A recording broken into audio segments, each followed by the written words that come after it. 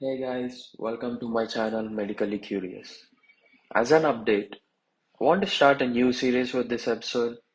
It's about latest research and innovations in the field of medicine, and this one's gonna be a short video. So let's get started. First up, a really interesting study on dementia was published in Journal of American Medical Association Neurology on November 11, 2024. The title of the study is "Frailty Trajectories Preceding Dementia in the US and UK". David Ward, a PhD doc of the Centre for Health Services Research at the University of Queensland in Brisbane, Australia, is the study investigator. This was an international study with 29,849 participants of age above 60, divided into four cohort studies. The primary outcome was all-cause dementia. The study showed that frailty levels notably increased in the 4 to 9 years before dementia diagnosis.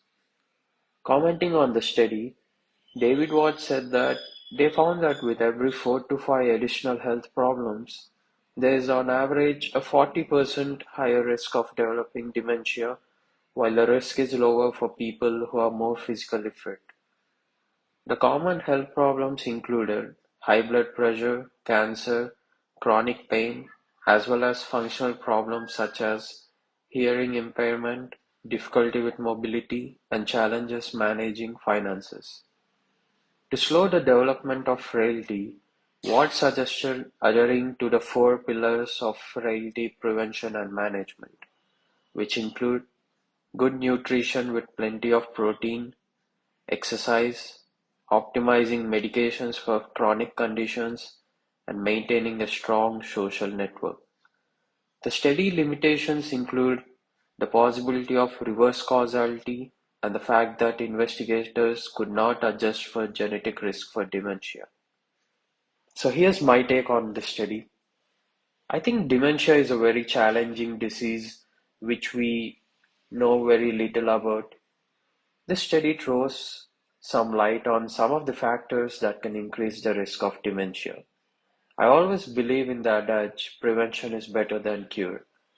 As Doctor Ward said, I think it's really important to maintain a healthy lifestyle for not only preventing dementia, but also a whole lot of diseases such as hypertension and diabetes. Now moving on, the next study that really interested me was published in the Journal of American College of Cardiology on November 15, 2024.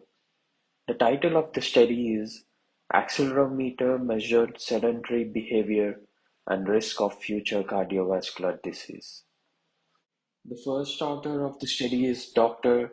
Ezimamaka Zufo of Brigham and Women's Hospital in Boston. The objective of the study was to examine associations between accelerometer-measured sedentary behavior with risk of specific cardiovascular outcomes. The study included 89,513 middle-aged and older adults in UK. The data about their movements was recorded over a period of 7 days from a wrist-worn triaxial accelerometer. Participants were followed up for a period of 8 years, and the results of the study showed that sedentary time exceeding 10.6 hours a day is linked to an increased risk of atrial fibrillation, heart failure, myocardial infarction, and cardiovascular mortality. Interestingly, this study says that those who meet the American Heart Association guidelines of moderate to vigorous physical activity for a minimum of 150 minutes a week are also at risk if they don't distribute that throughout the week and only work out on weekends in order to just meet the time goal. However, this study has certain limitations. Wrist-based accelerometers cannot assess specific contexts for sedentary behavior and may misclassify standing time as sedentary time, and these limitations may have affected the findings. The other limitation is physical activity was measured for 1 week only, which might not have fully represented habitual activity patterns. The sample also predominantly included white participants and was enriched for health and socioeconomic status, which may have limited the generalizability of the findings. So here's my take on the study.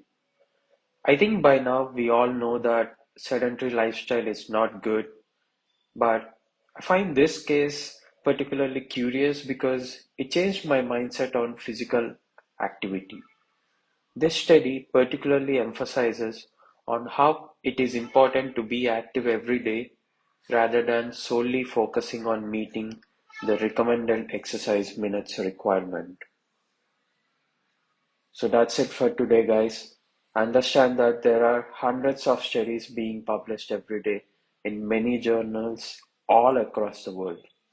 It's not possible for me to go through all of them and make a video about them, but this is my first attempt at recording about research, and I wanted to limit it to two interesting studies that I found this week. Hope you liked the video. See you in next one. Take care. Bye guys.